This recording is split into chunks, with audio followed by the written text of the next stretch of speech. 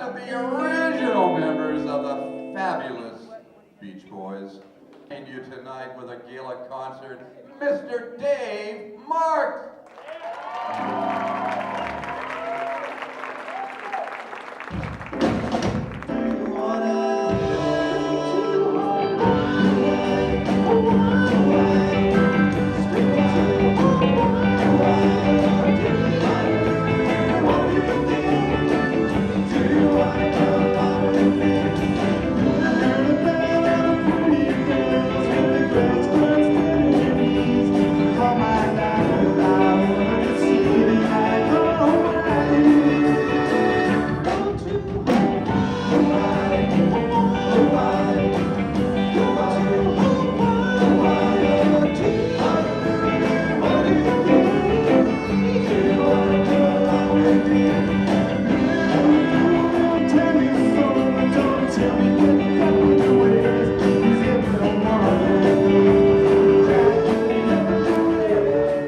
What I would like to do is show everyone exactly what we did on those records. So when Carl and I first started playing the guitar, we got that sound from the Fender Stratocaster. And we had flat wound strings, which were thick, and they were chrome plated, and they were flat and very smooth. And that's what got us the sound. The Fender amps with the 15-inch speakers, and the outboard little Fender reverb unit. It had spring reverb inside, and that's how we got that sound that, like, you know, the ocean. We would kick it, it would go. And the first thing we learned were what we call the fifths, which are like 1 in 5 of a major scale. And we would play it thusly with a muted hand. You put your hand on the back of the strings, mute the strings. And we played that on, like, 90% of our songs. And then to get fancy, you would add the 7.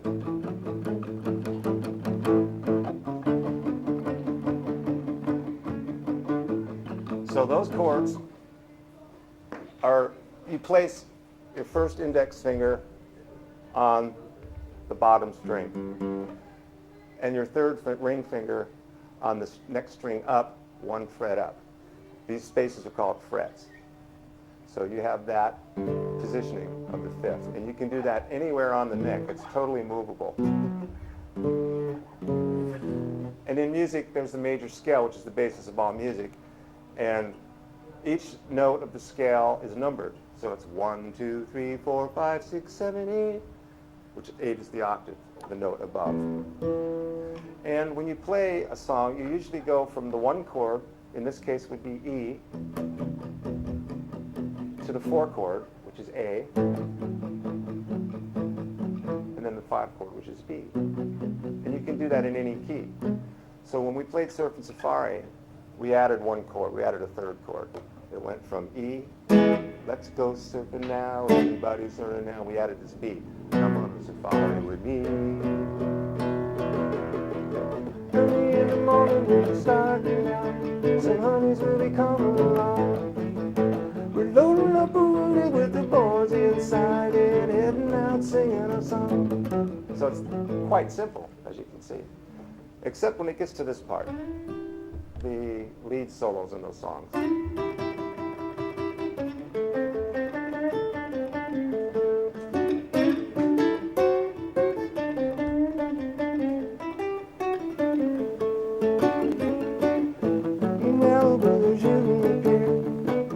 And the same went for Surfing USA. We got this riff from Duane Eddy, which was a song he had on his album called Movin' and Groovin', which then went. And you'll find this riff in a lot of the Beach Boys songs. Right there, the riff from Duane Eddy's Movin' and Groovin'. For example, there was Farmer's Daughter.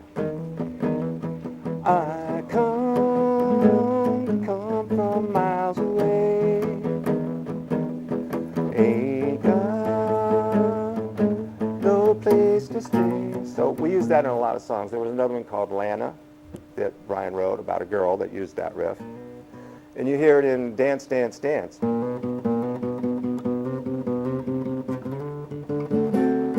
So it's a common thing that we had in the Beach Boys songs, the origin of which came from Duane Eddy. Also, Norb mentioned John Moss, who became one of the Walker Brothers, a very famous band in England. They were as big as the Beatles in England back in the 60s. And he was friends with Ritchie Valens. And he learned from Ritchie Valens how to strum. For example, Ritchie had, "Oh, Donna," right? "Oh, Donna, I had a girl and Donna was her name." So we took that strumming technique and applied it to, "Do you love me? Do you surfer girl?" So that was a big influence on a lot of our ballads. In My Room, "There's a place where I can go and tell my troubles to," secrets to, in other words. So that was a very valuable thing that John was telling us. I was 10 and Carl was 12, and we had just gotten our guitars, and we just, met John. He lived down the street on Inglewood Avenue. And we were just lucky. We were in the right place at the right time to have known John. He was an invaluable part of the Beach Boys. I credit him with actually introducing the electric guitar to the Beach Boys, because they were pretty much going in a Kingston Trio direction, which is all acoustic instruments. So the electric guitar was introduced by John Moss via Ritchie Valens. A lot of the other songs that we did had something called arpeggios, which is one note at a time in a chord, such as, okay, I just played In My Room. That's a very good example of a place where I can go. That's how the song starts. My troubles too, in my room. The arpeggio, which is, you can do it with your picks. Just one note at a time. You could get Ernie Balls back in the 60s, and he had a variety of gauges. When we started out, we did use the flat wounds, which they still make. Diodario still makes the flat wounds. And I have several guitars. I use the flat wounds on a couple of my guitars, different gauges, usually the medium gauge flat wound. But usually I use the Ernie Ball regular gauge strings. They're lighter than usual. The reason for using lighter gauge strings is so you can bend them up like that. Like Carl did that when he played his solos. Like the intro in Fun, Fun, Fun.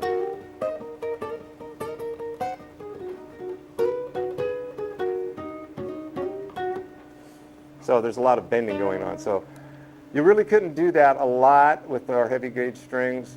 So you can, it's like a very gradual bend up. But if you're playing blues, you can get a whole tone difference with just bending the string.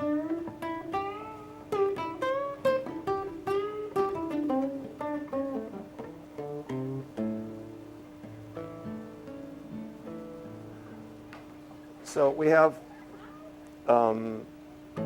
another example of the fifths with the car songs like 409. Save my pennies and save my dimes, for I knew there would be a time when I would buy a brand new 409. Same fifths. It's the 1 and the 5. Flatten the palm on the bridge of the guitar to get that muted sound. This is the rhythm. That was the rhythm on all of our car and surf songs. The rhythm on the ballads was the strumming. And we used a pick. I call myself a guitar player and I don't have a pick.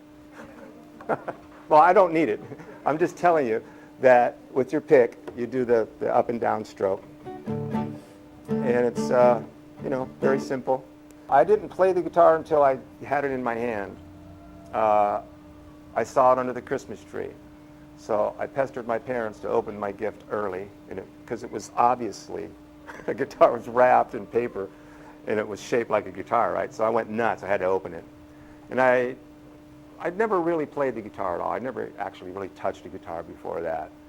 So I started, the first thing I did, it wasn't this. I started doing, I picked out a little melody on the top string and showed it to John Moss, and he immediately brought me into the recording studio. So, and he played, and I played. And his sister played water glasses with a pencil. Each one had a different amount of water in it. And it was cute. I was 10. But that was the first recording studio that I'd ever been in. And this is actually before Brian had the notion to go into the recording studio. The owner of the studio's name was Don Podler. And I guess he met Murray somewhere through John Moss, because that was the studio that John brought me into. And Don Podler ended up promoting the band, trying to shop us around to different places, because we weren't really having much luck with the studios. That we were getting turned down by all the labels, until Don Podler brought our demo to Capitol Records. And so that's who ended up signing us, thanks to Don Podler, who owned the first studio that I was in. And sadly, almost a year ago now, I did my last recording session. Well, it was John's last recording session, and he had since passed away. But it was kind of ironic that we went into the same studio and had our last recording session together, too. So that was a sad note. But he was very, very responsible for what I am today, the way I play, and the Beach Boys band. Not every one of our songs had a solo. Like Little Deuce Coupe was just straight.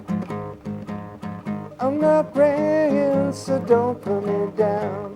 That's the whole song, until you get to the Little Deuce Coupe, you don't know where I go. You know, that technique is in so many songs. It's a basis from the blues, actually. And we got it from Chuck Berry, but he got it from the blues players, the old guys from the 30s, 40s, and so forth. They would do a lot of that, like Jimmy Reed. You can do it open like that. The rock and roll version is what I showed you to begin with, was the muting part. And that, the origin of that was from the blues guys. And they would play it open.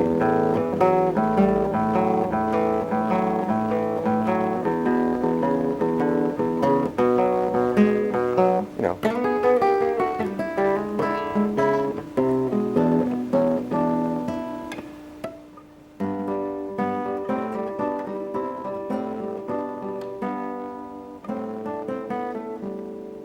So, the Beach Boys started progressing, and Brian started using a lot of different chords. So that's for like more advanced playing when you get into like major seventh chords and that type of thing. When we started doing more ballads, like the Ballad of Old Betsy, for example. I don't know if anyone's familiar with that song. It's on one of the albums. He used a lot of minor seventh chords.